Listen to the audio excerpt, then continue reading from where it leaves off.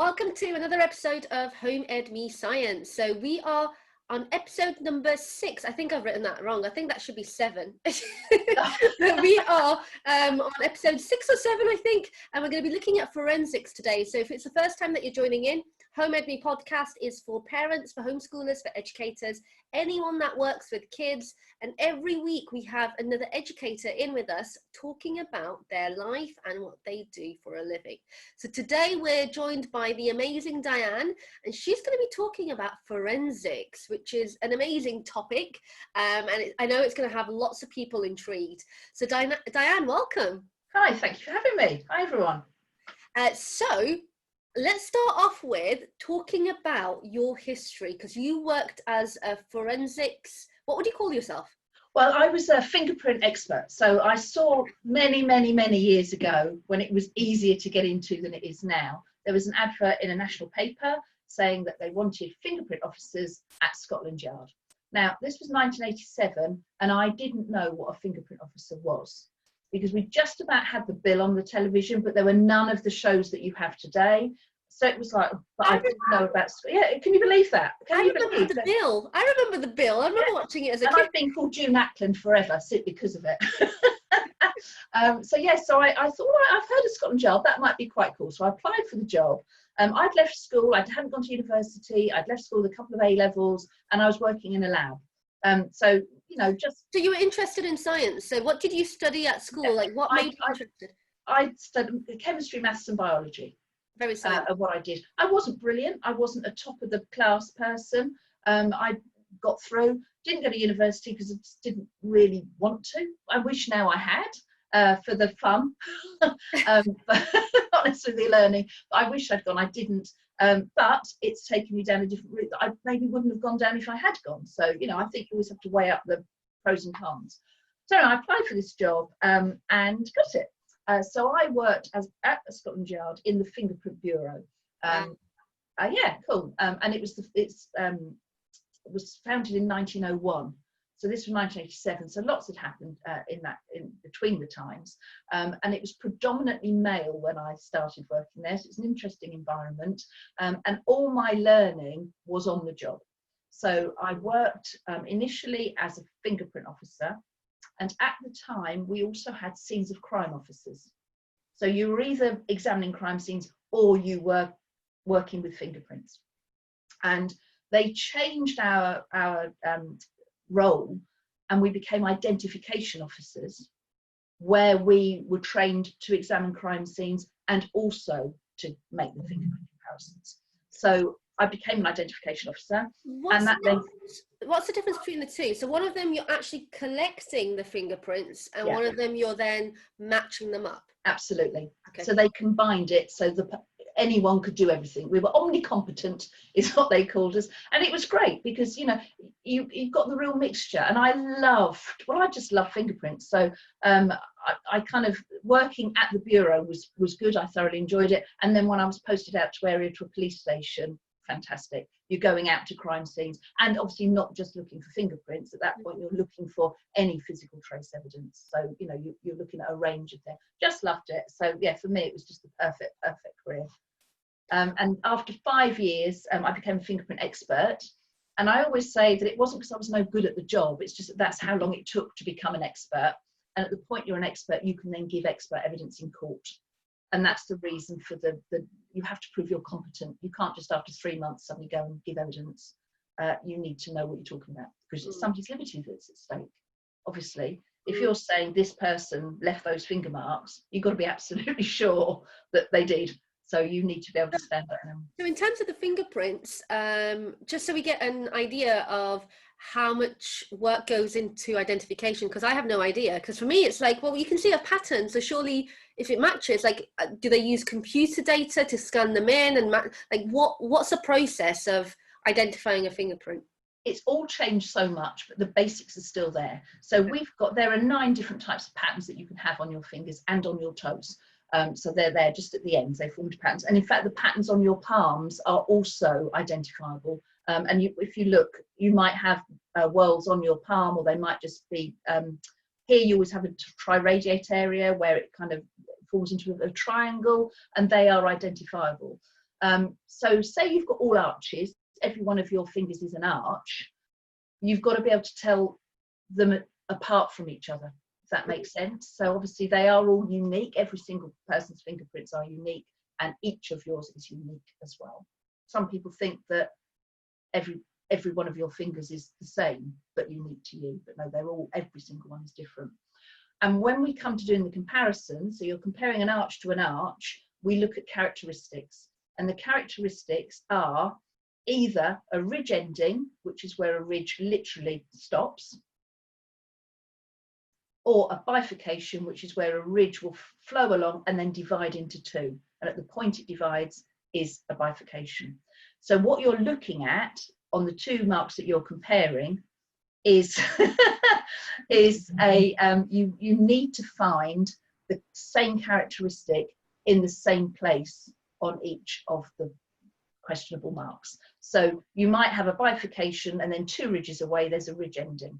So you find it on one and then find it on that, right, they match. So you plot it up and you've got nothing called an epidiascope comparator, and it's a light box really, where you can put if you've got a mark from a crime scene and a fingerprint form, you'll put them next to each other, and with a felt tip pen mark on the screen the points of similarity. Okay. And when you've got sufficient that you would think, right, there's so many there that are the same, I've got no doubt these were made by the same person. When it comes to a fingerprint form, now of course in the olden days we took fingerprints with ink. Now if you were arrested for an offence, your fingerprints would be taken at the custody suite on a glass plate, a bit like when you go to the airport and do that, you have to put your finger on glass. It's the same now, and that then whizzes down the line and is saved on the database, and the computer will plot the characteristics on there, and then it will come back and the comparisons will be made against the people who are on record, and they'll be able to, the computer does that. That makes sense. That will churn out who it belongs to. If you want to search a mark that you found from a crime scene, you would scan it onto the computer, plot the points of all the characteristics you can see, and generally you have to come up with what finger you think it might be.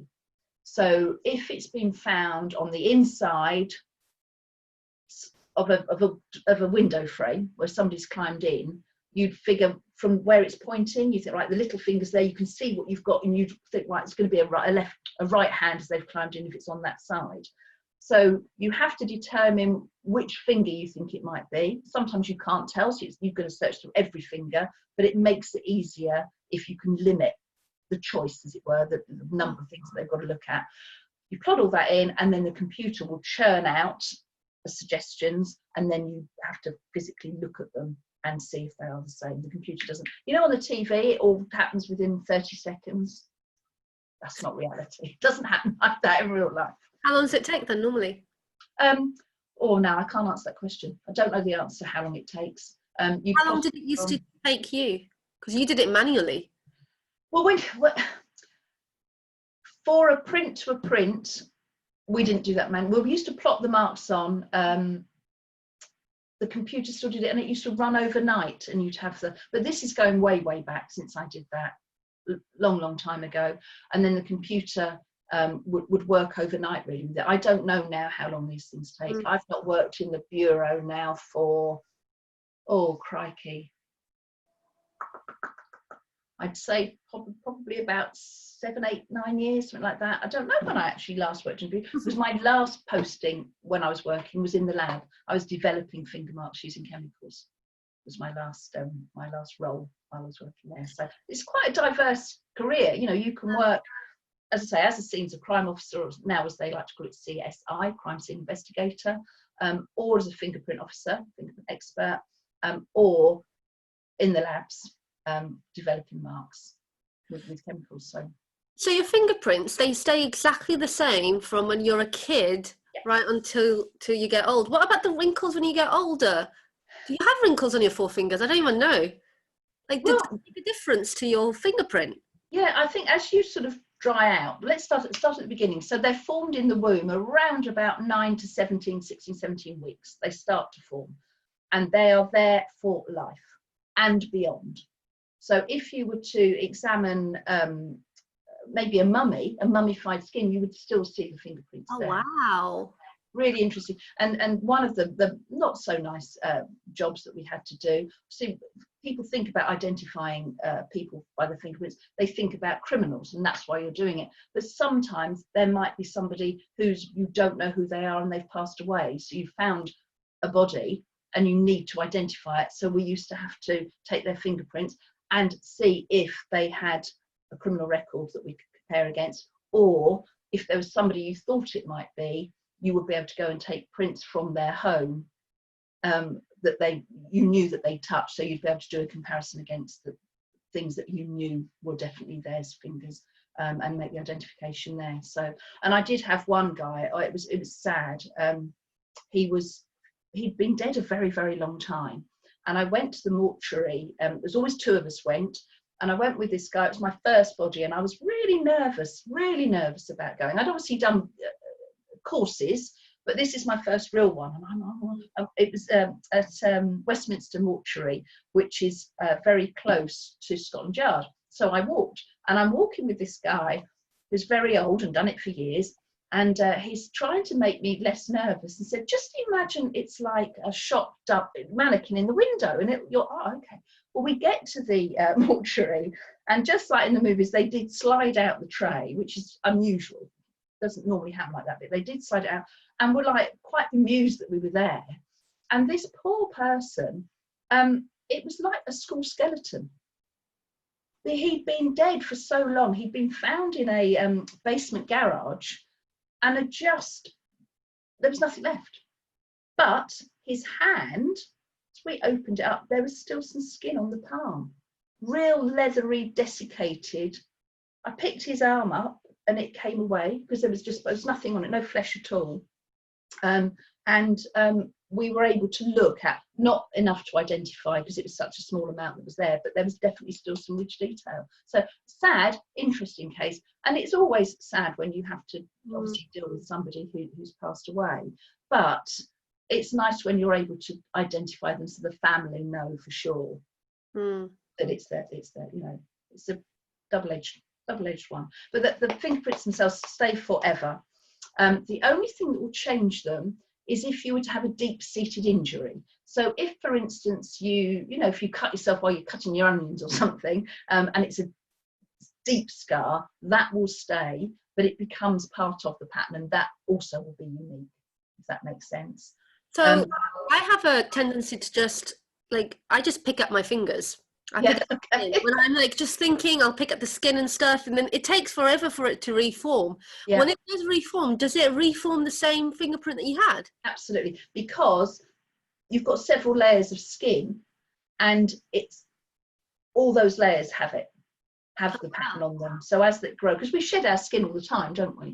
And if you damage it, so like for instance, we used to get fingerprint forms in from people who were bricklayers. Yeah. And they'd have really, really rough fingers, and would be very difficult to identify. You can identify them, but it's hard. It's not a nice clear print. And as you say, as you get older, these two fingers on both my hands, my little ring fingers, are rubbish, absolutely rubbish. I've got really good fingerprints on these fingers, but these are bad. And it's weird because these are the ones you use more.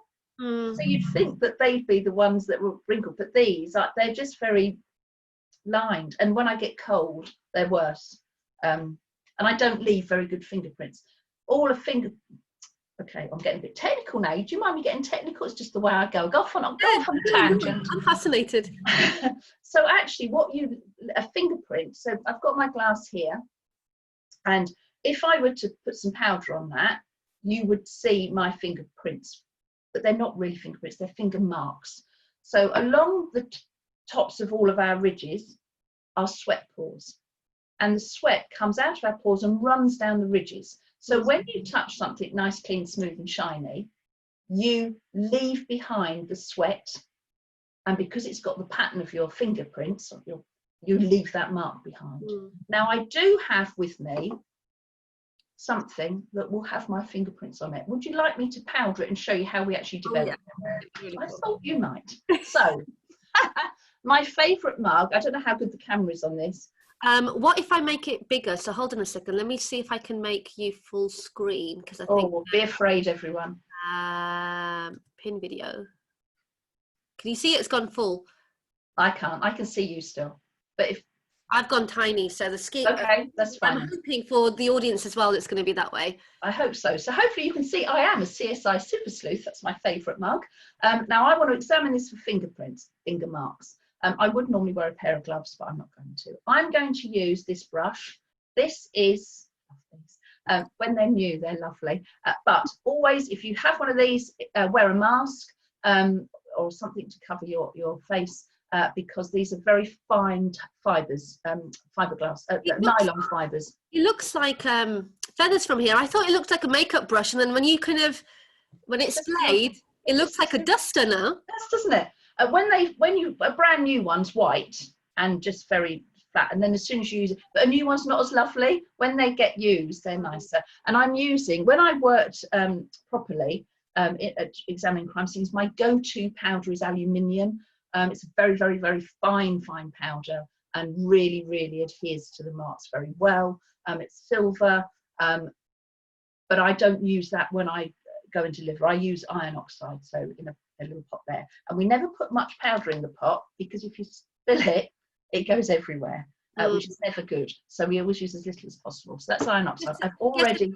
I guess if it gets to your eyes, it's going to be really bad, because we use iron filings in physics practicals for magnets, and we have to be really careful that the kids don't get them into their Absolutely, yeah. And again, that's why wearing gloves, because you can take them off as soon as, and you certainly wouldn't want to have aluminium and then eat a sandwich.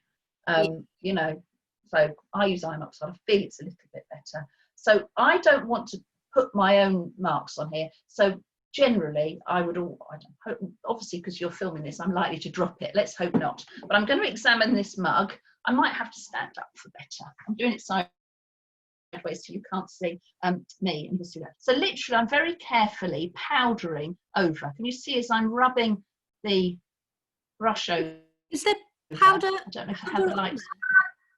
Sorry, can you see marks are coming up there? Oh yeah, so you've got powder on there already. I've got powder on that brush.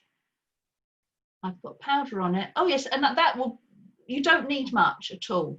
So as I'm powdering across there, beautiful marks are coming up. So I'm now going to have a little look at them. Oh, got wheels on the chair, slid backwards. Hang on, coming forth. Right. So what I'm going to do is this is called a at the yard we'd call it a glass. It's a magnifying glass. It's actually a linen tester, what they use in the textile industry to count the threads. It's very big. I take these into school, because the bigger they are, the less difficult they are to lose. So I'm just going to use it to have a look at how good those marks are. And then I'm going to listen. Yeah, they look quite good. And you know, I was saying before about you can tell finger choice, because on there's a nice range. There's 4 fingers. I'd be delighted to find that at a crime scene. Someone's held that. When I say somebody, obviously it's me. And in fact, it's like that. So I've held it like that. So there's my 4 fingers. Little finger around there, and then those 3 fit there nicely. So that's how, and there's also some around, and because of the way they're pointing, I would know that that's a left hand. If it were a right hand, they'd be pointing the other way. So that's how we can work with finger choice. Now, to lift those marks off, I'm going to use this. This is lifting tape, and because we like to keep things easy. So once you've lifted your marks with your lifting tape, it's called a lift. Cool.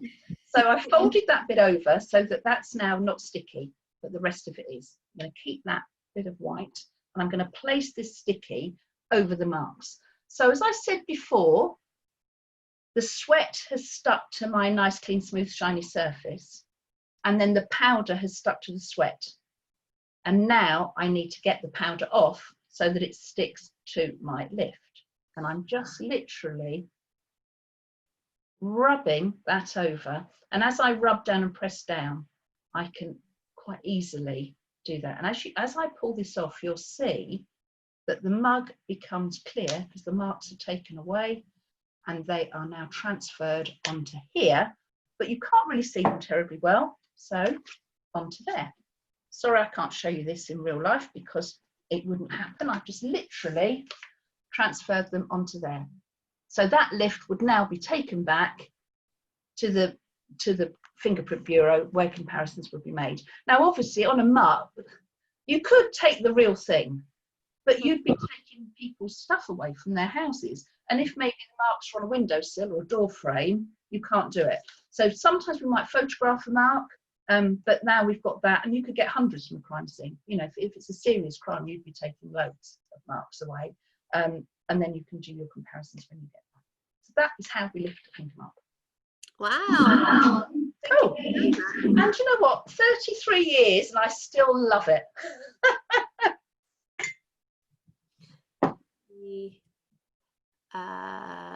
Okay, so we're back to normal screen now. So a question there. I don't know whether this is correct, so I'm just going to put it out there, and I don't know whether you'll know the answer as well, because I'm getting sciencey now. But when you're putting the powder onto the cup, is it a process of, is it electrostatic process which is moving the particles onto that? Because with a normal duster, you pick up dust because of electrostatic. Now that's an interesting question. With this, no, it's literally, and I think, let's try an experiment. Sometimes you can repowder a mark. If it doesn't lift very well, you can powder over it again. And in fact, yeah, those marks are coming back. They're not as dark, but it is literally them sticking, that this powder sticks to the sweat. And if you heard me mention when you touch a nice, clean, smooth, shiny surface, that is because if you were to touch a dusty shelf, what you'd more likely do, the sweat would pick up the dust. So instead of leaving your sweat behind, you take the dust away. Because, oh, I'm going to use it now. I can't believe how long we're into this. I'm only just about to use this lovely, lovely phrase. Edmund Lockhart, in the early 1900s, he was a French criminologist, and I can't think of the word, but he devised this fantastic theory. Every contact leaves a trace. So wherever you go, you will leave something behind, and you'll take something away with you. So as I pick this up and touch it, I'm leaving my finger marks, my sweat, my DNA on it. And I'm taking away from it the sweat and DNA of anyone else that's touched that before. There was, I don't even know what was in that. I think it might have had biscuits in it, probably. So probably there's traces in there of those biscuits. If it was something more sinister, there would be traces of that. So wherever you go, I'm sitting on a chair, and my cat was sitting on this chair earlier on. So I now will have cat fur on my bottom, on my trousers, from where that's now transferred. So every contact leaves a trace. When you're talking about the shelf with the dust on, yes. So you're picking up the dust, are you still able to use that fingerprint of where the dust has remained because of your ridges of your fingers? Sometimes, and sometimes you can, and it'll be a reverse. Yeah, a negative. Print. I'm glad you understood that. Yes, so negative, and we'd lift it with that.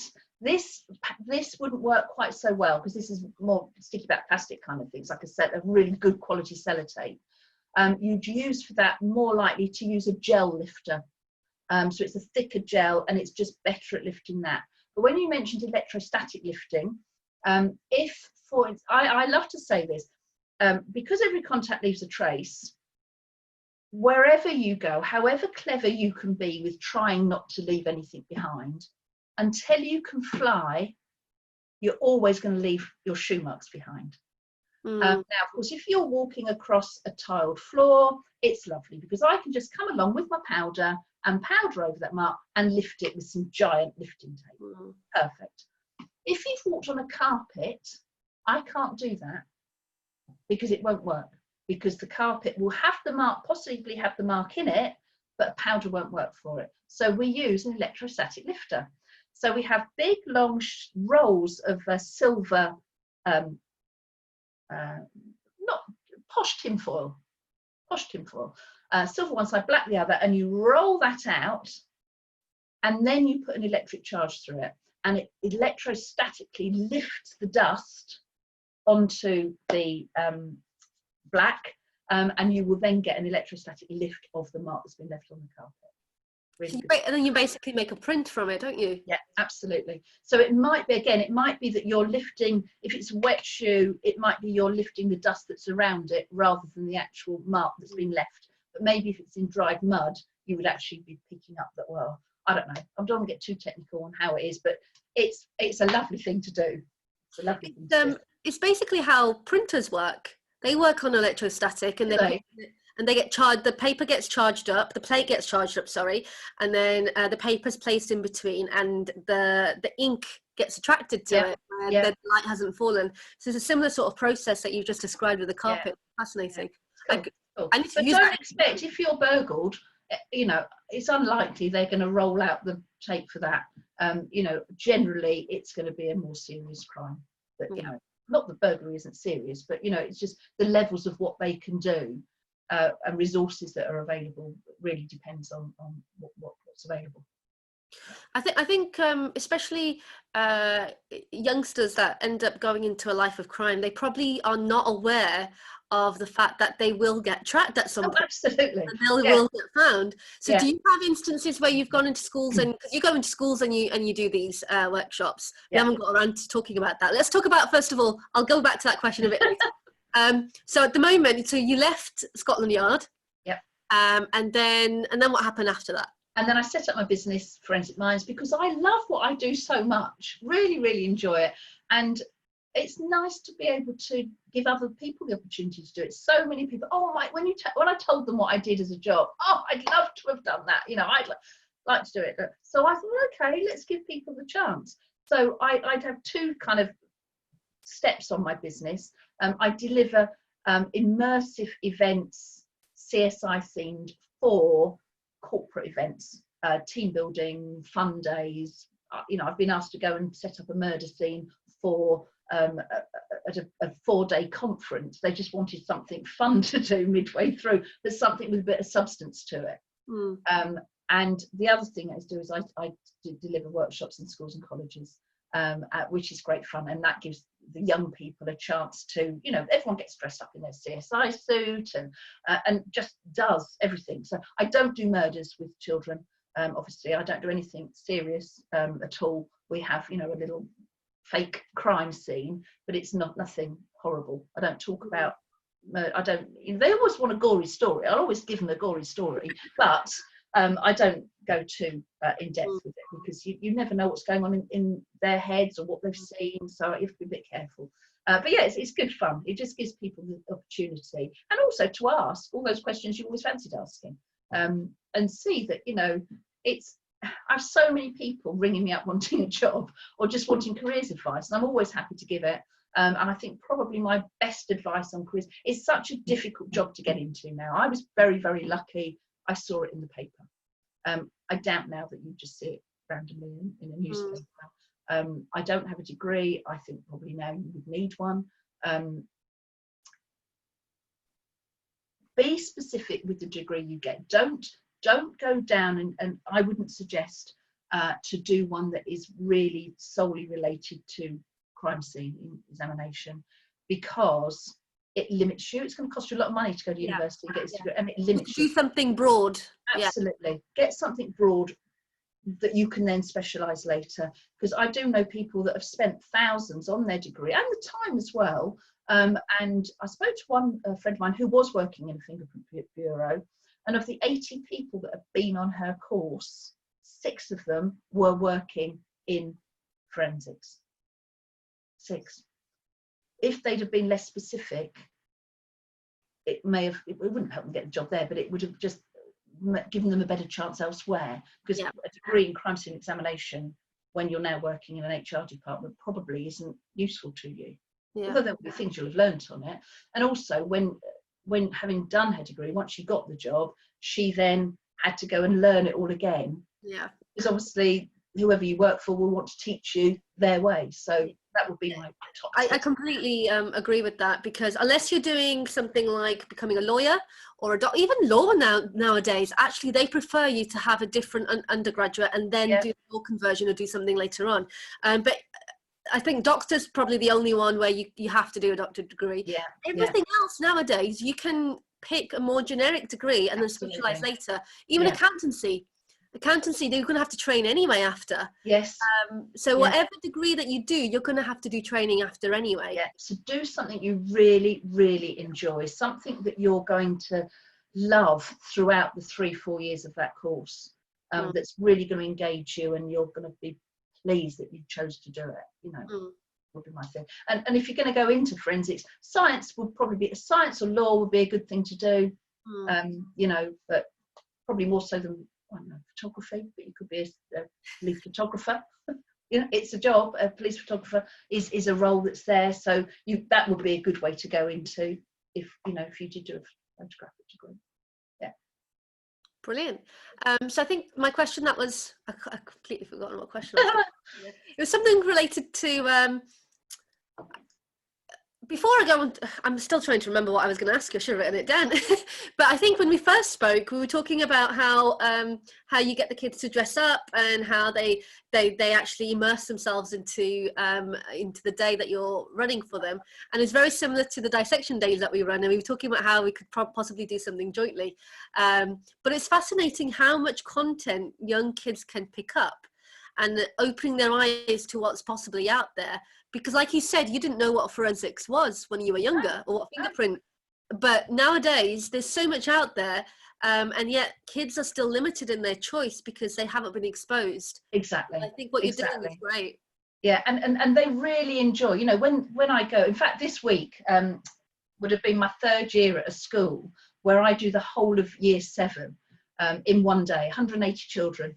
Wow. For their enrichment week, and they just love it. It's just such a good fun day. I'm not sure in the future how I'm going to get 180 children in one day. Who knows when that's going to happen again, but hopefully I'd obviously do small classes. I think maybe I'm doing online stuff, so I've got kit I can send out in advance, so I can be on a screen and people can join in.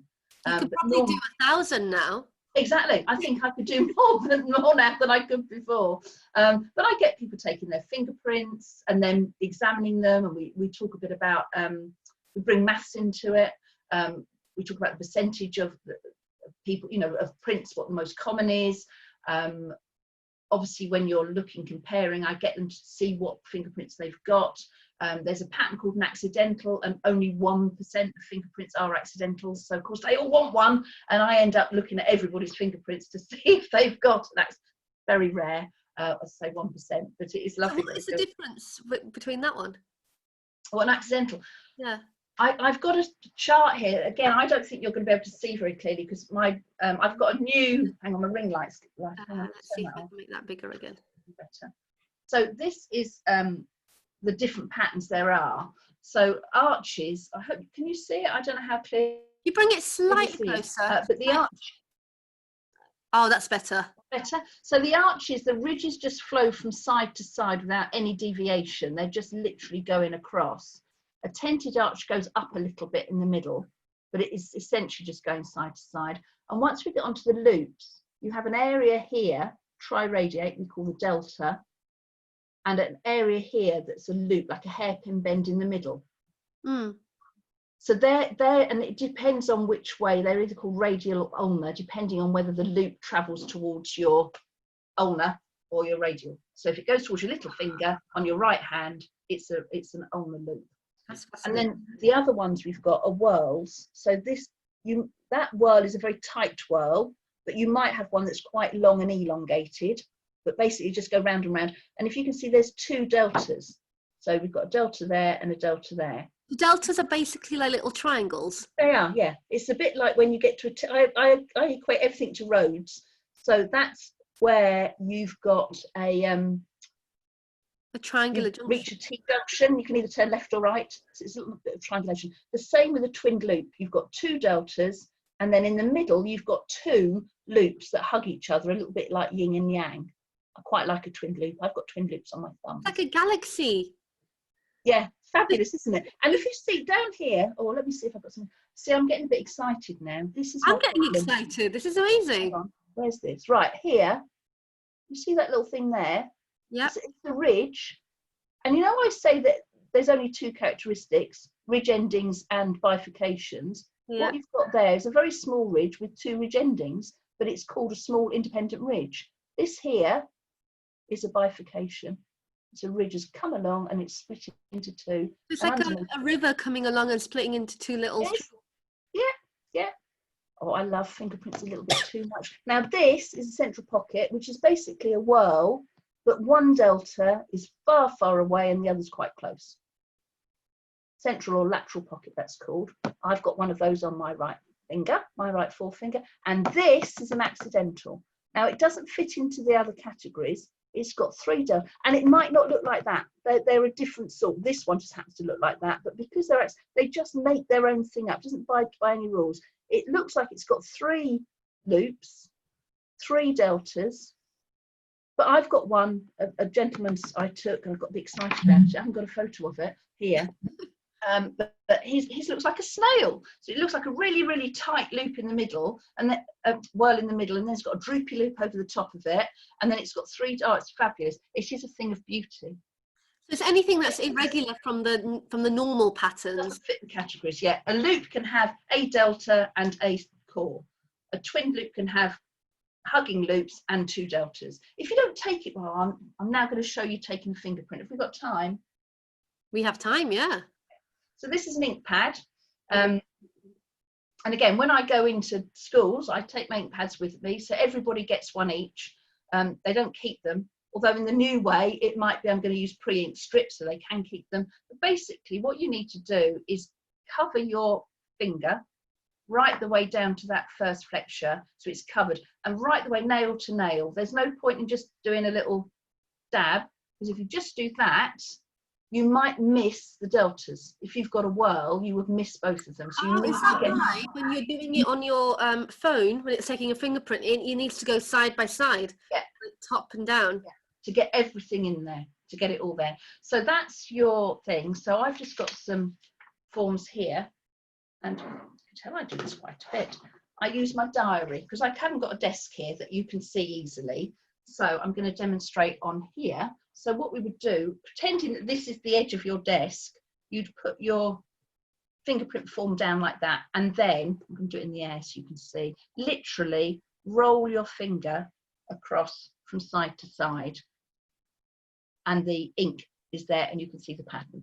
That wasn't very good because I'm doing it in the air. I'll just do one like that. There we go. And then you can see clearly. So it fills up the whole box, and that's called a rolled impression. When you're at have your fingerprints taken, you also do that, which is a plain impression, which sometimes is easier to see, depending, because obviously when you pick a glass up, when I picked that mug up, I didn't roll my fingers over it, I just picked it up. Now, as luck would have it,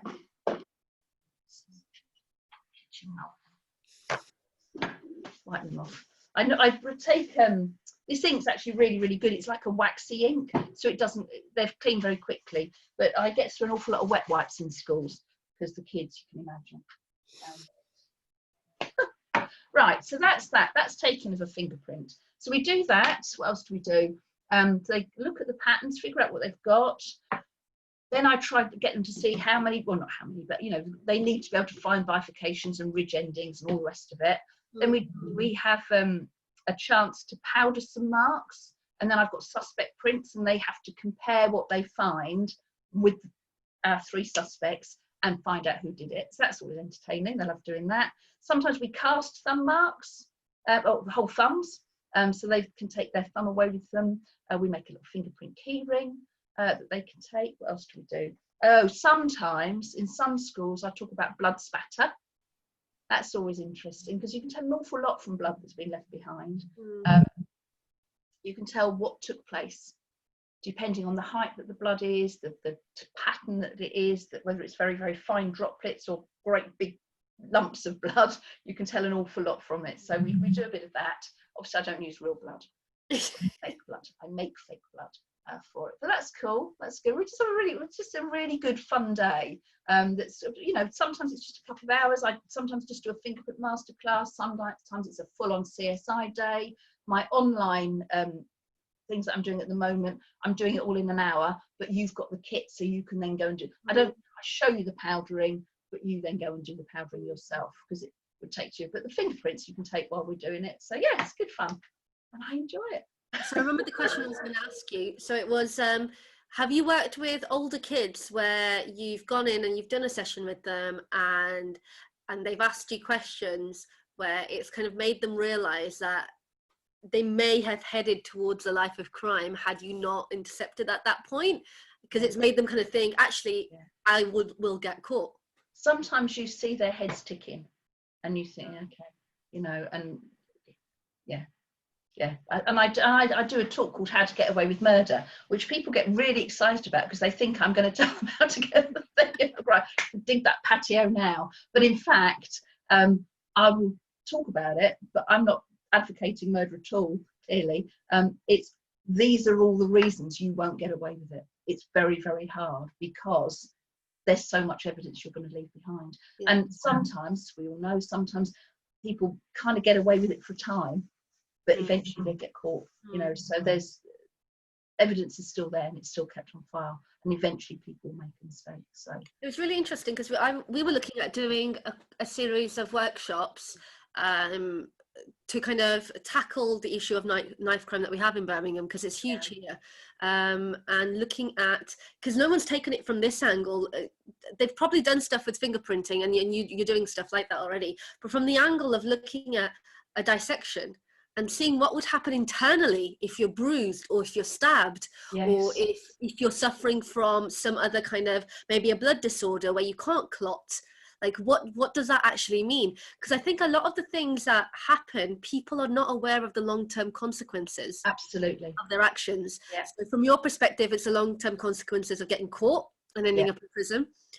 From my perspective, it's more about what the victim is going to be suffering internally, the injuries that they might suffer from a stabbing if they're still alive, but also the other complications that can happen, because some people will carry a knife for defense purposes, but they will strike not intending to kill anyone. Absolutely. But then if that person that they've stabbed, and maybe it could be on an arm, and in normal circumstances they won't die, but because they're suffering from a blood disorder, actually it becomes fatal. It could kill them. Absolutely. And then you've got a murder case.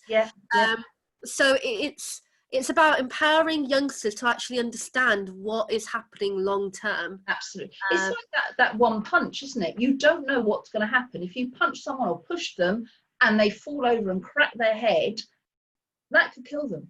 Or if you punch them at just the wrong, is it here? Absolutely. So you don't know, and you don't know what the person is suffering with. You don't, and I think it's very kind of topical as well at the moment. Absolutely. People have kind of said with the whole thing about George Floyd, and I don't want to go into too much detail, but a lot of people have said, well, if on normal circumstances, if you put a knee onto someone's neck, they're going to be fine. And I've seen photographs of people attempting to do it to show nothing happens, but that's not the point. The point is, you don't know what else is going on in that body. Absolutely.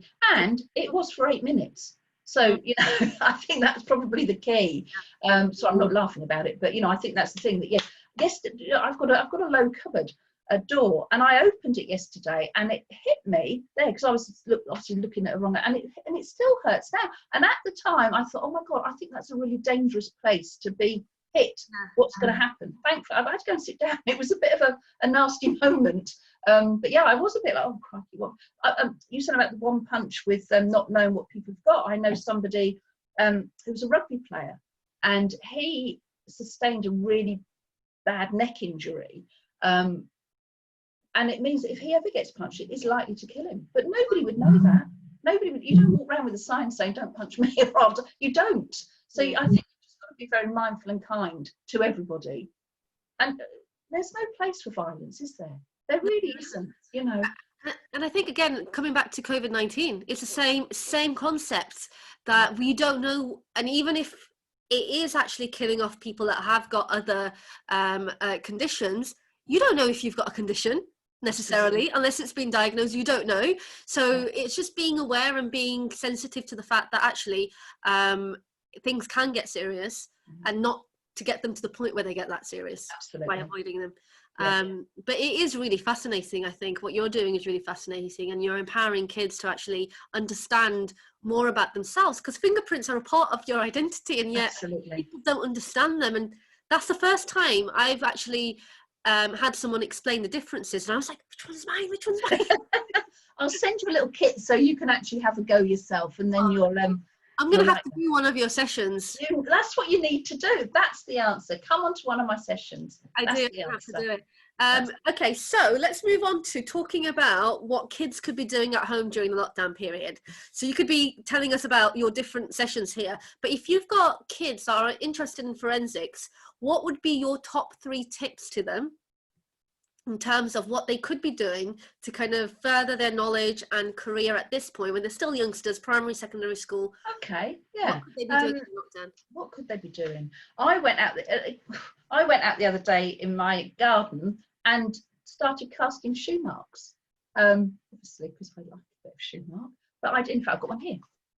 See, I didn't know you were going to ask me this, but this is how sad I am. I have got a shoe mark. So you could do that. You could kind of maybe get some of the family's shoes and go and plant them in the garden. Not plant them, but dab them or on a path or whatever, and have a little go looking, and then get the children to see whose shoes they were. Look at the soles, because this particular one was quite nice. What have you done that in? Is that like... I've just cast it in, it's kind of a bit like plaster of Paris, so which is probably quite easy to get, and I just mixed it up. What was my 2 to 1? So one part powder, 2 parts water.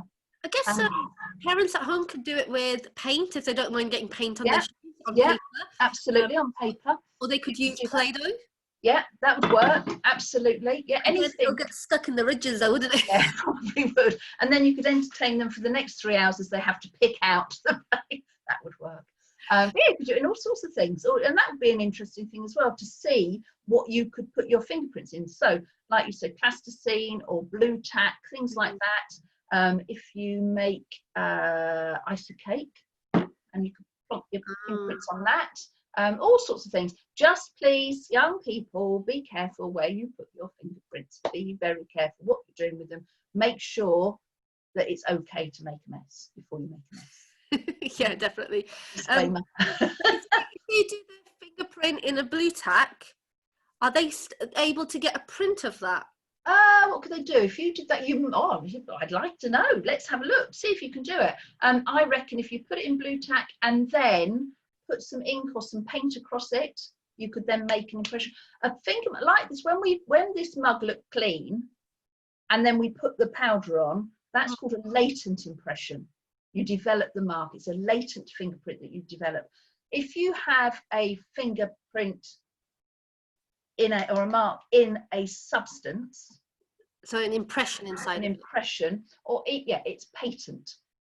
Especially it's patently obvious that that's happened. So it's patent. So even if, and again, don't do this. If you've got, when there's paint and it says wet paint, and you have to just check, is it really wet still? That would leave a patent impression in there. So that would. So what they could do is grab a piece of paper, apply like a layer of paint, and it's still wet. Yes. And then instead of doing where you actually fingerprint, you're actually putting your finger into a painted piece. Yes. Instead, and then you'll pick up the paint, and it'll leave the mark behind. And I think it would depend how tacky that paint is. So depending on what it is, if it's a big wet blob, unlikely that you'll leave your impression behind, because what will happen is, because your fingerprint is ridges and furrows, so the ridge is the top bit with the sweat in it, and then the furrow. If it gets too clogged, actually the furrows fill up, so it just will be flat, completely covered. So but it would be good fun afterwards, because you could pick the paint up and then you could put your prints around. And the secret with prints is don't press too hard. So if you press too hard, it's going to flatten it, and then it'll look like a clog mark. I guess that opens up a whole load of science experiments where you could check the consistency of the paint. How much water do you need to add to it? Absolutely, that would be cool. And also, I've got here, and again, young people, don't do this without anyone's permission, but you could try, this is a little makeup brush. Ask your mum before you take her makeup. Exactly. Don't just go and take the brushes without permission, but I've got all sorts of different ones. They're not going to be as fabulous as that, obviously, because that's special. that one's quite soft and that one's very soft, but you just need to lightly, but you could experiment. What other things could you use? So maybe you've got talcum powder. I was going to say you could use makeup stuff, or obviously makeup stuff that's old that your parents don't want to use anymore, but makeup is a nice powder. Yes, that might work well, trying to develop marks on something. So yeah, absolutely. And this is my other top tip. I leave really bad fingerprints because I don't sweat very much.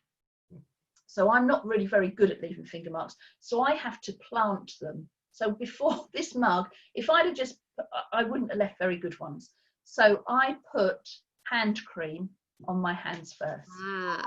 And then that sticks to the hand cream. So do you find that during the summer months, it's easier to actually get fingerprints because people are sweating more? It's easier. I don't know. I think, you see, if you're doing something that you shouldn't be doing, like breaking into somebody's house, the chances are you'll be a bit nervous and you'll be sweating. But isn't that how lie detectors work? And some people get really good at lying so they don't sweat. Maybe, I don't know. That's not my level of expertise. I reckon I'd be rubbish on a lie detector. I'd be telling the truth, and it would still be saying I'm lying because I'm such an honest person. I'd be like, I was the person in the school assembly, you know, when the teacher says no one's leaving till somebody owns up to whatever terrible crimes happened, and I'd be bright red, thinking, and I'd not done whatever it was. I'd be so terrified of thinking it's me, and I would look guilty all the time. Rubbish. So a lie detector for me wouldn't be the way to go. Because I think we did a session on that, and we had like a mini lie detector. It didn't work, but it was, we were looking up into how they work, and it was to do with the electrolytes or the sweats that you've got. So it's basically picking up the current inside of you, but because you're sweating more, it'll pick it up. But I'm just thinking, people not like someone that's nervous because they're so honest will probably also sweat. Yes, exactly. Yeah, be an interesting one. I'll take your test. You'll be saying, "What's your name?" Diane Ivory. You're lying. No, your face will probably look like you're lying as well. Yeah, I've got a friend who's he calls himself the human lie detector. He's very interesting. He studies body language and can tell a lot from that. He's in the press quite a bit when people have been interviewed for things like Prince Andrew. His recent interview, he commented on that. What was he telling the truth? And of course, he's a former police officer, and a lot of police officers are trained in that, what to recognise. And there's a thing about where you look, if you look away. Now, I actually often look away when I'm thinking, so it's not that I'm thinking of how can I lie about this, it's just, and I've got a very expressive face, so I couldn't play poker. I look away because I find it uncomfortable looking at someone in the eye for too long. Yeah. When I'm talking to them, if I'm face to face, I will look to the side, and they're just like, "What are you looking at?" And I'm like, "There's nothing there." I'm just exactly. But some people say, "Oh, you're obviously lying," and then look at whether you look to the right or left. But it's not something I've studied. I'm interested in it, but it's not something I've studied. But I do find it quite fascinating what body language tells. Yeah, that is really fascinating. Yeah. It'd be great to have someone on in an interview who does this stuff. Well, I'll have a word with him. I'm sure he'd love to come on and have a chat. Yeah, if you've got any contacts, it'd be amazing. Yeah, he's a nice guy. Yeah, and in fact, pre-lockdown, I had an event coming up with him. We were going to do a tour around the country with a crime taking place, and then having it a live thing where some people would come up and take part, some people would be doing the interviewing, some would be doing the CSI part. It's going to be really cool, and it will be really cool. Again, I just don't yet know when it's going to be, but it will happen. We're going to have to do something with you where we combine the dissection stuff with so they could be doing a post-mortem. Yeah, that would be really cool. That would be really good. Yeah. It's kind of taking your murder concept into schools though, and into kids. Well, and that's the thing. I think you've got to really make sure that the audience knows. So when I do a murder for a corporate, and of course the body's never there, it's at the post-mortem, it's just the blood that's left behind, and it's not a horribly somebody's ended up dead, it's not a horribly violent method. Where was I going with that? So when it's a corporate, the people have booked me specifically, they know what that is. Yeah. When I'm in a school setting, it's slightly different because I don't know the individuals. I feel responsible for those individuals, so I have to make sure it's suitable for everybody. We do our dissection days on weekends, so the kids clearly know what they're booking into, and we've got kids as young as 5. They're it must be amazing. They're brave, because I don't do it. I watch and take photos. My colleague does it, but the kids get so into it. They've done eyes were gory because you pierce an eyeball and it squirts out, and so they've done eyes, they've done hearts, they've done brains. Brain was fascinating, but they love it, and you can tell that they're so engrossed by it because we do all the learning, and they learn about the organ, they learn about how in the medical professions they take images of the organ and they figure out what the different conditions can be, and then because when they get to the point of dissection they know so much about the organ, they then identify all the bits to it. Fantastic. So, I love that. And it's a great way to learn, isn't it? Because I think doing helps put it in there. If you're doing it, you remember it very, very well. So great stuff, which is why I think yours and mine sessions work so well, because people remember doing it. And for older people, I was in a college last year. They wanted a team building thing, but I only had 45 minutes each session, and it's very hard to do that, and they had a very low budget, so I couldn't go in with CSI suits and all the rest of it because they just didn't have enough money for it. But I set up a scene that nothing really had taken place. Well, a bit of a scuffle had taken place, but there wasn't too much evidence around, but there was loads of evidence around. Like there were 2 mugs, one had lipstick on, both were empty but dregs of coffee. There was an address book, there was all sorts of stuff they could find. And I just said, you need to find out what's happened, and you could say, if I were to look at this mug, whose fingerprints would be on it? If I picked at this glass, whose DNA? And I allowed them 3 questions each team. So they had to really think what the question was, so they didn't waste it. And then from it, they were able to come back and tell me what had happened, whose office it was in an office, whose office it was, what they did, what their hobbies were, and what had taken place and who was responsible. So it was great. It worked really. In fact, I was in this college every day for a week doing 3 sessions a day. Wow. And it was a voluntary thing, so they didn't have to come to it. And the first one, well, as soon as you put crime scene tape at the door, people want to come. That's always a big draw. And by the end of it, people were queuing to come in. I kind of started off with maybe 15 in the first session and turning people away at 40 for the last ones. And the press came along as well. So it actually was a really good, successful. And this year would have been there, but next year I will. Next year I'll go again. It reminded me when you were talking about like the whole setup. Have you done escape rooms? Now I'm claustrophobic. Okay. So the thought of being locked in a room, I just couldn't do it. So my son was given one for a prize, a birthday present, and wanted me to go along as well. And I just can't. So I watched from the outside. With the guy who does all the clues and everything. So it's really interesting, and I'd love to do it. But it's one of those things I can't get my head. I'm just the thought of I just can't be in a locked room. We just work on that, the growth mindset. You're not actually stuck in a room. No, and I know probably I could say, could you get me out now, please? But I wouldn't want to spoil everybody else's fun by saying, I wouldn't want to ruin it. And when my son was young, those awful parents watching this. Those terrible, I hated them, the indoor playthings with all the balls everywhere and climbing up. Indoor play centres, yeah. Oh my goodness. And some of those where you have to kind of go in and up and, they made me claustrophobic. Getting in there and not being able to get out of there. A mirror maze, oh no, don't even talk to me. I couldn't be in a mirror maze. That would be the end of me, going in a mirror maze. No, it's just one of those things. Are you not a fan of roller coasters as well then? No. Oh no, isn't that interesting that you can see that link? What's the link then? To a roller coaster and because roller coasters go into tunnels and stuff. Okay, yes, of course. That's what I was thinking. It's a tunnel, and especially in places like Drayton Manor, because I remember I went into one where it was a ghost train and it went into a room enclosed, and you've got like ghosts and stuff. Wouldn't like that. I'd be a bit better. I mean, I've been on where's there a ghost train at the London Dungeons. And I think that was right, because it's quite big. It's a big area, and I'm kind of enclosed, but not. But a roller coaster, I think it's more the up and down stomachy thing. But we've all got to have something we don't like. The thing is, when my son was young, I didn't want to let on. I didn't want him to know I was claustrophobic, because I didn't want him to know it was a thing. Yeah.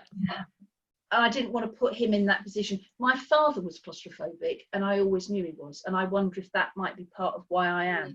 So I didn't want to pass that on to him by him knowing. So I never let on until he was really quite old. But it meant I had to go in those terrible play things, and genuinely feel like I need to get out. And maybe that's the roller coaster thing. I can't get off. I like to have a bit of control and to get out when I want to. And of course, it's really fascinating that you mentioned that, because that is true. Like we kind of project our own insecurities onto kids without knowing. And it's a thing with public speaking, because I do a lot of public speaking classes with kids. And one of the things that we have to unpick is what they've heard from other adults, which is, you should be nervous because you're going to be talking in front of people. What about if people laugh at you? What if you make a mistake? What if you fall? Like, you should be feeling anxious. You should be feeling afraid. And it's what we instill as adults into kids. Because if you get a little kid, a 2-year-old toddler, they're not afraid. No. And it's what we're telling them constantly. Don't do that, you're going to fall. Don't do that, everyone's going to laugh at you. So it's what we embed into the kids' mind that makes them... Totally, yeah. You give it to them and they'll keep it. I was talking to somebody about money mindset this week, and that kind of like, she runs her own business. She was like, I can't charge that. And it's because when she was growing up, they didn't have a lot of money. And when certain people came to the door, they had to hide from them. You hide behind the sofa because they're here to collect the money we owe them. You know, don't say anything. We've just got to hide and be really quiet till they've gone. And that mindset has stayed with her. Getting over it now. She's fine. She's now charging what she's worth, but it's that feeling of, we're never going to have any money. Don't be afraid of it. You know, if you work and you're worth that much, you should ask for that much. That's what, you know, that's what happens. If people don't want to pay you, well, there you go, off you go. That's what this costs, because I've done all this to get to that place. It's amazing the limitations we place on ourselves. Yeah. And I think the biggest person that's stopping us from achieving what we want is ourselves. It's not everything else around us. It's our own. We get in our own way. We just get in our own way so often. Yeah. I can completely relate to that, because you think you're not good enough, and you think there's other people out there that are doing things better and they're better than you, but actually you've worked so hard to get to where you are, and it's all that experience and that knowledge that you've acquired along the way. And I've been to lots of training, and some of it is so awful. You're like, I could have done that better, but I wouldn't, because I wouldn't think there's anything useful in that. I would just give that information rather than charging someone. Absolutely, yeah. I'm exactly the same. And I have a big thing. I'm not. Doesn't happen now, but I have had a bit of a thing where I kind of like, well, it costs this, but you can have it for that. And it's, you know, and I think, why am I doing this? Actually, it's worth that. If that's the cost of it, it's because it's worth that. So no, you can't have. I do discount things along the way. Obviously, if somebody wants one of my workshops, and there's somebody else in the family that wants to do it, well, they'll get a cheaper price for the second person. But to me, that seems the right, fair thing to do. But I needn't, and I'm sure not everybody would. Yeah, so at the moment online, I'm doing it per household, because there's not really, I'm not sending packages out, so so they could just easily be listening in without me knowing, but I'd rather they just have their own laptop ready there. No, I'm exactly the same. Yeah, per household. It's only now that I'm doing the kit. And in fact, I'm waving this brush around. I will show you the brush that comes, because it isn't that brush. Have you got the kits ready? More or less. It's nearly all arrived. I'm just waiting for some extra. Oh, I've got powder on. This is a pony brush. So that is British made, and the hair on it is pony. I'm guessing from the toe. Wow. I don't know where it would come from. But yeah, that's a lot of like paintbrushes. You get pony paintbrushes, and squirrel. There are all sorts of brushes that we use for what we do. If I were doing a shoe mark, I wouldn't use that brush. I'd be more likely to use this brush. These look like painting brushes. So can you use just typical painting brushes? The problem, this is a artist paintbrush rather than a paint your house paintbrush. Yeah. But it's quite stiff, and I think the softer the brush, the better. You can, because I've been doing art with the kids, so art club, and I only studied art to A level. I've not really taken it further, so I don't know the different art materials. I'm still learning as I'm going along. And I was looking at the brushes that are available. There's such a big range. Massive. Synthetic, there's natural, and then within the natural, you got all of these kind of different, and they've all got different thicknesses and different even like each of the little bits have got different thicknesses and the strands and softness and all the rest of it, and I'm still learning. So I'm assuming there might be some brushes, probably the more expensive ones that are softer, that you could probably use. Yes. Because again, I think exactly. I think the hard ones, this is quite stiff, cheaper. Cheap, but I think it would probably rub out the mark. It would scratch through it. So the softer for finger marks, the better. So probably makeup brushes are probably better because they're not going to scratch your face, are they? They're going to be soft. So a nice blush. I don't know what this is. This was free.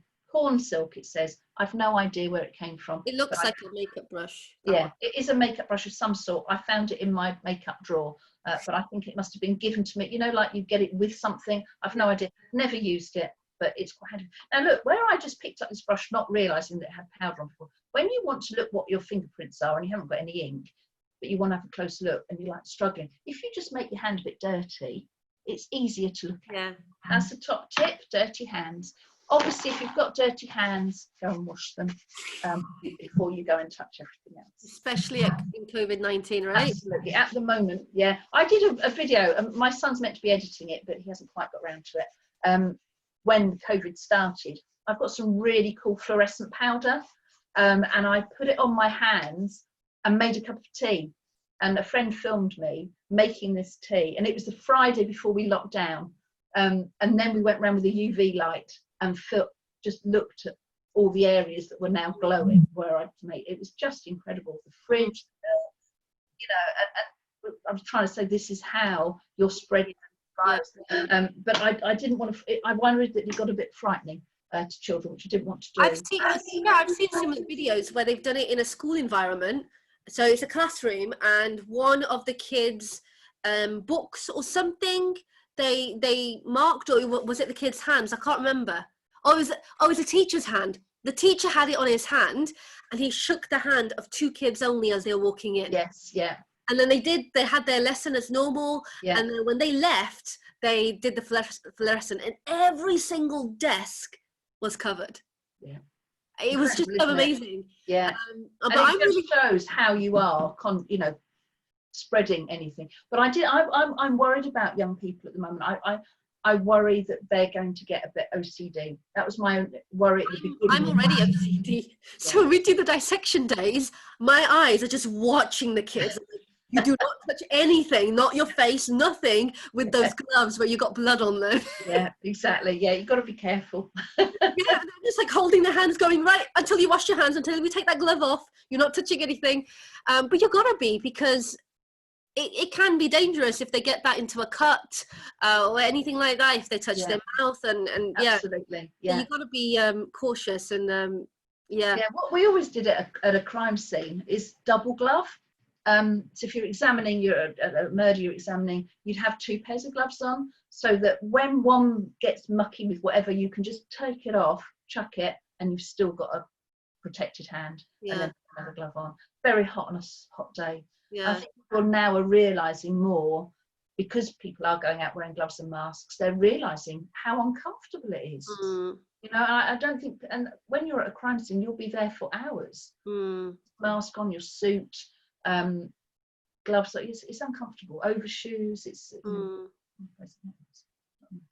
Are you glad that you're not working in that sector anymore? Am I glad? I loved it so much.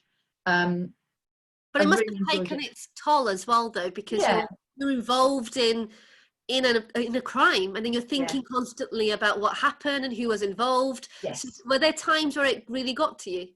Yeah, I've got boxes in my head where I've had to put certain things. There's a lot I will never forget, and I don't want to open up.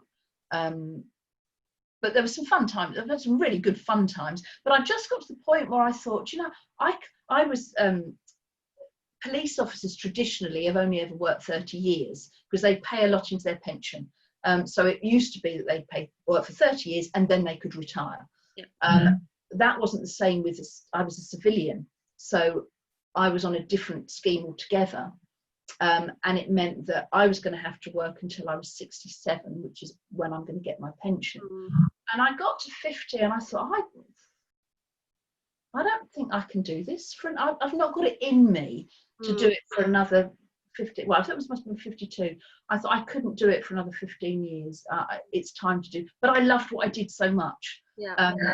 And you know, I'm good at what I do. So it's really nice to be able to share it with somebody, but on my own terms.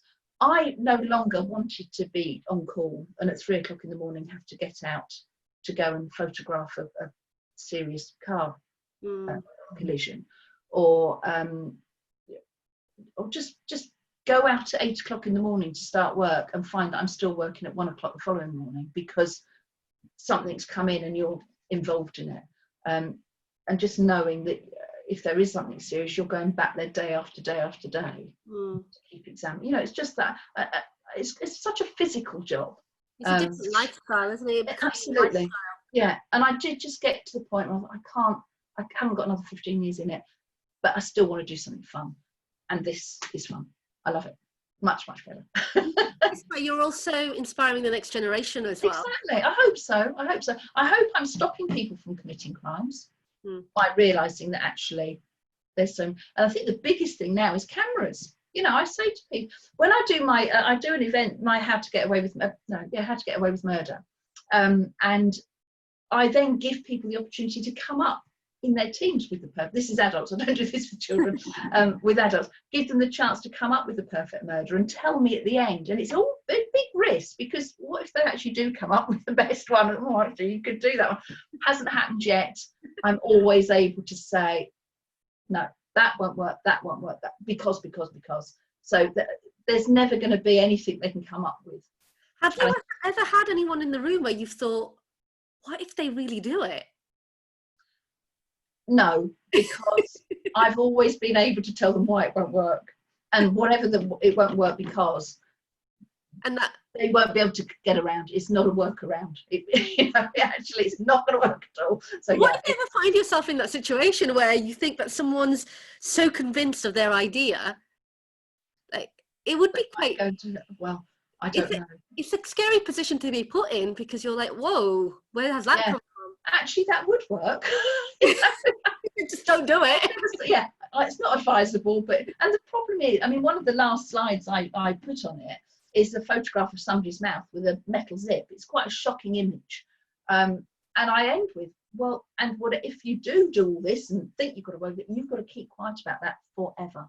For the rest of your life. Yeah, some people can because they're very insular with their thoughts and what they actually feel and think. Like I think you're like me where you're just open, you'll tell people as it is, and I'm like that. I can't keep secrets from anyone. If I buy a present for family or a friend, I've got it, I have to give it to them straight away because I'm so excited by it. So I can't keep things from people, but I think there are people that can.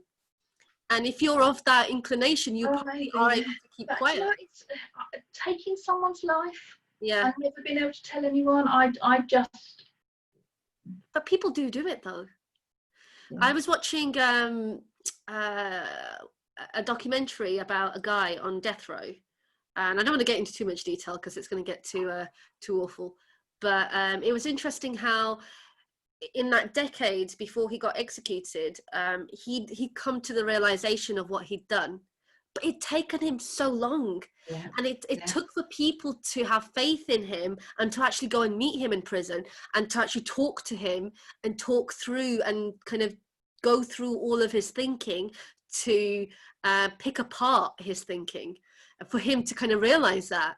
So I think people get into this minefield of they think they're doing the right thing. He thought he was doing something right because he was avenging someone else's death.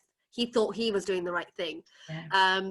But when you're in that mindset, I think it's really difficult. But I think people can come around, but you need to you need to actually engage with them rather than kind of isolating them at the same time as well. Which is why before we started the show, we were talking about how important it is to talk and to, absolutely, yeah, and be open about stuff and to engage with people rather than isolating and excluding people. Yeah, I think it's really fascinating. Yeah. Really Yes, I sometimes wish I'd studied psychology, and obviously it's not too late. It's on the list. I think it is a fascinating subject, isn't it? Just how people work.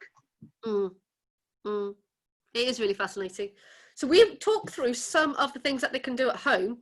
So if your kids are interested in forensics, you can create shoe prints. Yeah, make it a quiz out of it. Yeah. You can do fingerprints. You can also set up your own crime scene. Absolutely.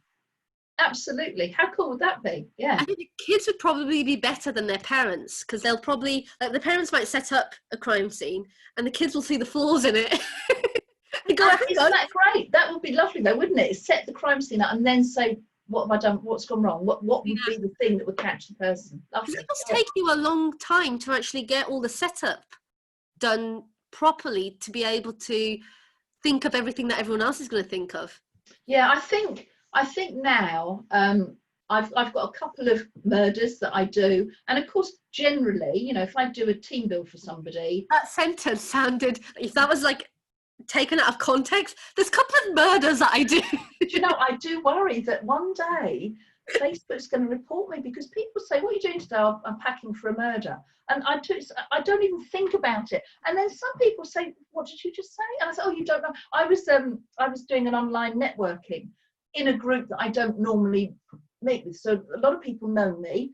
And then of course suddenly I'm in a group where nobody knows me. And I'm just casually talking about, oh, I've got a murder to do. What? And, I just imagine if they didn't ask you any questions and they just called the police on you. Absolutely. I've had this one. Instances where I've shared a post saying we're doing a family dissection day, and then someone in the comments has gone, this is getting creepier and creepier. Dissecting granny. Yeah, I think because we're so in it and we know what we're talking about, that we just casually say stuff. Just do it. You just do it. But I think with my scenes, because I generally I just know what I'm doing. I've got all the kit, it's all ready to go, and I just go into the event and I put it there. I generally say to whoever's doing it, I need an hour to set up. Most of that generally is getting the tech right, making sure is my presentation going to work? What's the screen like? Is this good? Have they put the tables where they need to be? All of that stuff, rather than actually putting the murder scene out, because I can do that quite quickly. So long as it's when you ask what space is available and they don't actually. The ring light's just taken a tumble, sorry, and they don't tell you the truth. That's what I struggle with. Let's put that there. So I think we've got the same issue as well, because we work in so many different venues. And even if there's similar venues like a library, even a library from a library differs so much. Absolutely. Sometimes you've asked for a space for where 15 kids could comfortably move, and you get this small little tiny bit with shelves all around, and you're like, what can I do? Yeah. What were you thinking? Yeah, can be really. But there you go. I think it's just the ability to adapt, and I think that's where probably my life in the police comes into play, because no 2 days was the same. You know, you'd go into work not really knowing what was going to hit you. You don't necessarily know what you're going to be doing that day, because the crime hasn't been committed yet. And then as soon as it is, you've got to flip and off to it. And you might start the day thinking, oh, I've got a nice quiet one today, and then suddenly it just goes mad. It's the unpredictability of your job that's putting you in a good I like position. Right, so we're going to move on to the Home Ed Me Challenge. We've only got 5 minutes, so we'll have one question. So I've got a box of questions here. Oh, this is scary. So you get to pick a science, a technology, arts, maths, or engineering question. If you pick the arts and engineering, you might be asked to make something. So if you just want a talking question, then maybe science, maths, or tech. Oh my goodness. Have I got to do it now? Yeah. If I say art, I've got to make something now. Yes, but we've only got 5 minutes, so it might be better to pick one of the other questions. Okay. Well, I'm rubbish at most things other than fingerprints. So I'll go, I'm less likely to know anything about tech. Okay. So will that be a funny one to ask me? You expect me to know the answer or make something up? No, most of these are open-ended questions. Oh, go on then. Okay. Just have anything as your answer. Okay, so this one's really interesting. What is the most important technology of the future, in your opinion? What do you think is going to come up in the future that might be amazing? I think that's quite an interesting one. There's so much, isn't there? There's so much. I've seen that Elon Musk is now putting even more satellites in the air. I saw a slowed down version. Sorry, what do you call it? When the camera. Oh, I can't think what you call it. When you open your lens and just leave it, and it just these satellites flying around like crazy. Is he putting another 400 up this week? I have no idea. I've not been following. Absolutely bonkers. But that is for all the internet connection that we're going to get, that we're going to need. And I think that is the biggest thing that in my lifetime that's happened is the internet. How would we have coped without that during this lockdown? And the other thing is money. Suddenly, places, they don't want cash. I use very little anyway nowadays. A lot of it's all just on my card. My son doesn't even use a card. It's all on his phone, you know, and I just think that's probably the biggest thing, is that we're going to be cashless. And frighteningly, I just think monitored all the time, everywhere we go. That's a technology worry for me. But for crime, great, because that's going to stop people every time. But I think, yeah, the internet is, and the best thing about it is that, oh, what's his name? Lee, oh, we should know his name, Berners something or other, who gave us the web. Didn't sell it, gave it to us. I don't know his name. What a lovely man. But do you think, like post-COVID, that people are still going to remain online and are going to change the way that they're doing things because they've had a taste of how it is to do? I think some will. I think less meetings will happen face to face. I don't think people are going to be flying over for a meeting for the day and then flying back wherever it is. And it's the right thing for the environment. But I think we still need human interaction. So I think there's going to be a craziness of it to begin with. And I think it's already started. You know, we can have 6 people in a garden, right, let's have this, you know, and it's all been a bit, no, I'm not ready for that yet. So I don't think there's going to be as much travelling going on for work as there is at the moment, pre-COVID. I think that will carry on, but we are people who need to be together. That's us, that's humans, isn't it? We need contact, and I don't think that will stop. Sometimes you just need to look somebody in the eye, don't you? You know, and this is so much better than being on the phone, and I think that's, people are less worried about being seen, whereas before perhaps you wouldn't want to do it. Now I don't think people mind as much, so that's a difference. But it's huge, isn't it, the impact that this is going to have. I think even just before COVID, about February, March time, two people wanted me to meet up for a meeting, and I convinced them to do it through Zoom. And they were like, no, I'd rather you come and meet me in person. I was like, it's going to take me an hour to get to you. Let's just meet over Zoom. And it's the first time they'd used Zoom. And I asked them, this is as good as meeting, right? And they weren't so convinced. But I've had meetings with them since we've had lockdown, and they're getting better with the technology. But it's interesting how people that, like you said, normally would not have engaged with video conversations are now doing that. And I find it really odd when someone doesn't want to have a video conversation and they just want to talk on the phone now. I've had a few where I've gone, where's the Zoom link? And they're like, oh, I'm just going to call you. I was like, oh, okay. Weird. Are you normal? Yeah, it's odd, isn't it? I've got somebody who regularly wants to talk and will instantly set up a messenger chat, video chat. And I'm like, I'm not even dressed yet. So that's when I would be like, no, I'm not talking to you. I'll talk to you on the phone, but I'm not talking to you on a chat. And I did had a terrible experience recently where somebody said, check this out. This is the new Facebook rooms. Check this out. It's great. And I thought it was an explanation about it. Oh no, it was straight. And not like Zoom where you get that little intro bit, are you ready? No, it was straight in. And I wasn't naked, but I looked at it. I had a dress on that, I comes down low, and you could only see me from there. And I did look like it was just the most, I was mortified. So yes, be warned, I would say. Always know that you're taking a video call, and don't go in one of those rooms unprepared. And just before to switch your camera off and to put your laptop screen down when you finish for the day, so that no one can actually hack into your screen. Absolutely, that is the answer completely. And passwords sometimes the way to go. Yeah. Brilliant. Thank you so much for coming in today and having a chat with us on the Home Ed Me podcast. It's lovely. Diane, if people want to get in touch with you, how can they get in touch? Okay, I have my website, forensicminds.co.uk. My email, diane@forensicminds.co.uk. Just get in touch, or you can ring me up. But I'm not going to give my number on here. Go to my website and then you can ring me up. Always ready for a chat. I like a chat, be warned. And I will add Diane's links and information about her in the description, so you can check her out. Her work is amazing, so I'm going to have to take part in one of the sessions as well. But I know other people have requested to do your sessions, so I'd be interested to hear their feedback as well. So guys, if you're taking part in Diane's session, let me know in the comments section, and do remember to subscribe and share and spread the word of Forensic Minds. Thank you for watching, and I'll see you guys next Thursday. Bye.